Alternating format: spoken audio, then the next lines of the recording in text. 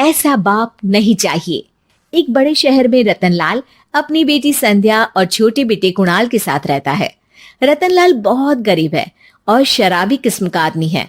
वो रिक्शा चलाकर अपना जीवन यापन कर रहा है। रतनलाल एक अधेड़ उम्र के आदमी योगेश्वर को कभी कभी अपनी रिक्शा से मार्केट या मंदिर छोड़ता है और कभी कभी बाजार से उसका सामान भी ले आता है। एक दिन रतनलाल योगेश्वर से कहता है, साहब, आपके पास गाड़ी है, फिर भी आप कभी कभी रिक्शा से क्यों जाते हो? इन शहर की गलियों को आराम से देखना मुझे बहुत पसंद है। ठीक है साहब, मैं चलता हूं, कल फिर आऊंगा। अरे रतनलाल, रुको तो। मैंने सुना है कि तुम अपनी बेटी को कुछ पैसों के बदले किसी को दे रहे हो। अभी किसी को बेचे नहीं तो क्या करे साहब।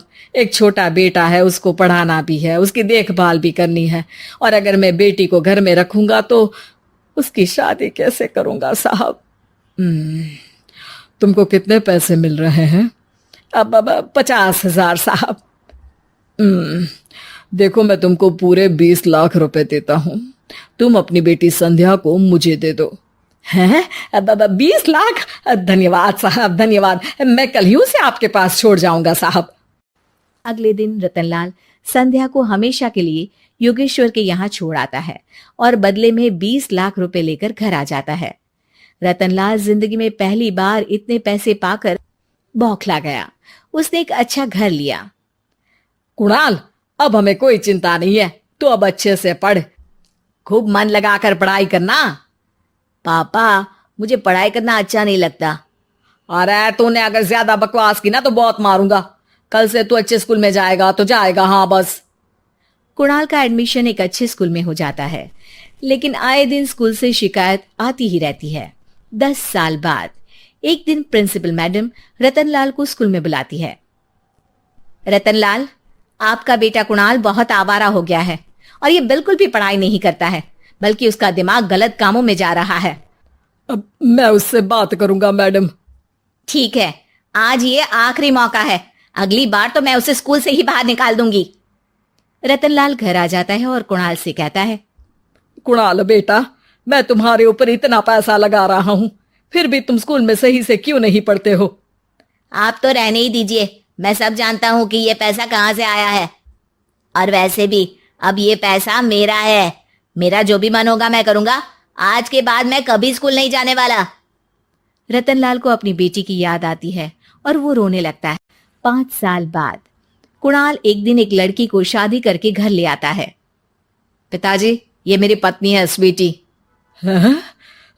तुमने शादी कर ली? हाँ, शादी कर ली मैंने, दिखाई नहीं दे रहा। और अब से आप फिर से कमाना शुरू कर दो, बहुत बैठ कर खा लिया।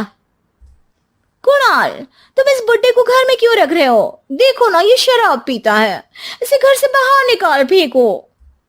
अरे स्वीटी, ये मेरे पापा है, कैसे बाहर निकाल दूं? और वैसे भी घर में कोई तो चाहिए ना काम करने वाला, नौकर समझ कर रख लो। इस बुड्ढी को तो घर से बाहर निकाल कर ही रहूंगी मैं कब तक इसके लिए खाना बनाऊंगी। स्वीटी एक दिन घर के बाहर पार्क में अपनी दोस्तों के साथ बैठी होती है। तभी वो रतनलाल को बुलाती है। पिताजी, मेरे कमरे में मैं अपना फोन छोड़ आई हूं, जरा लाकर तो देना। हाँ जरूर, अभी लेकर आता हूं। रतनलाल फोन लेकर आ जाता है। कुछ समय बाद स्वीटी के फ्रेंड्स भी चले जाते हैं। स्वीटी अंदर आकर शोर मचाती है। चोर चोर! कहाँ है चोर? मुझे तो यहाँ कुछ नहीं दिख रहा। अरे ये अलमारी खुली पड़ी है, जरूर किसी चोर ने ही खोली होगी। अरे कौन आया था यहाँ? यहाँ तो पिताजी आए थे बस। अरे बहू, मैं चोर नहीं हूं।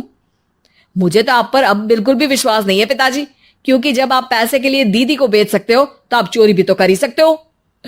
अरे लेकिन वो सब तो मैंने तेरे भले के लिए किया था ना।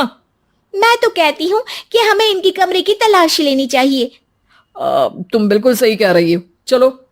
स्वीटी और कुणाल दोनों रतनलाल के कमरे की तलाशी लेते हैं और उन्हें वहां स्वीटी की ज्वेलरी और पैसे मिल जाते हैं। मैं तो पहले ही जानता था कि चोर आप ही हो। निकल जाओ मेरे घर से और दोबारा अपनी शक्ल मत दिखाना। रतनलाल आंखों में आंसू लिए घर से निकल जाता है। स्वीटी मन ही मन सोचती है, आज तो मेरी प्लानिंग सफल हो गई। जैसा मैं चाहती थी ऐसा ही किया और बड़ी आसानी से उस बुड्ढी को चोरी का इल्जाम लगाकर घर से भगा दिया। रतनलाल की हालत अब ज्यादा खराब हो गई और वो सड़क पर बैठकर भीख मांगकर खाने लगा। एक दिन वहां एक गाड़ी आकर रुकी और सड़क पर बैठे सभी भिखारियों को अपने सेंटर ले गई। एनजीओ की मालिक संध्या एक एक करके सभी को सुविधा मुहैया कराती है।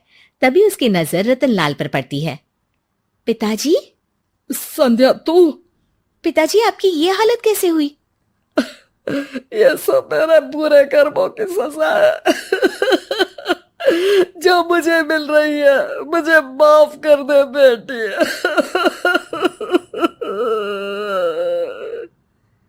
पिताजी, मैं आप पर बिल्कुल भी गुस्सा नहीं हूं, क्योंकि आपने मुझे यहां भेजकर अच्छा ही किया।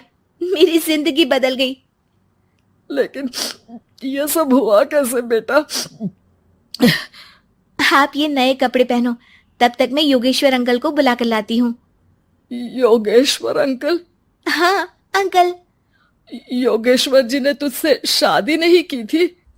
नहीं तो पापा, उन्होंने तो मुझे पढ़ा लिखा कर इस काबिल बनाया है कि मैं आज सबकी सेवा कर पा रही हूँ। रतनलाल पश्चाताप करके रोता रहता है। तभी योगेश्वर भी वहां आ जाता है। रतनलाल जी, आपकी ये हालत कैसे हुई? इतने सारे पैसों के बावजूद भी? क्योंकि मैंने बेटे और बेटी में भेदभाव किया था।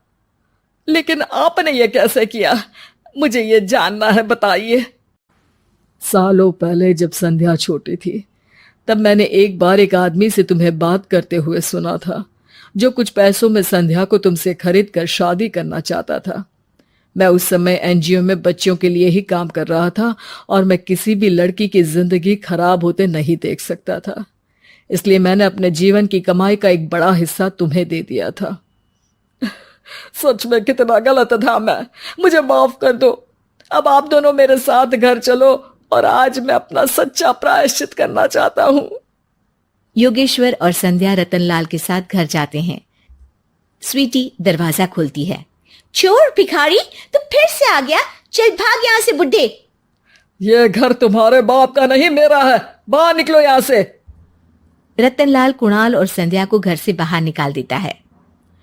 योगेश्वर जी, अब ये घर आपका है और अब आप यहाँ एक और एनजीओ खोल सकते हैं।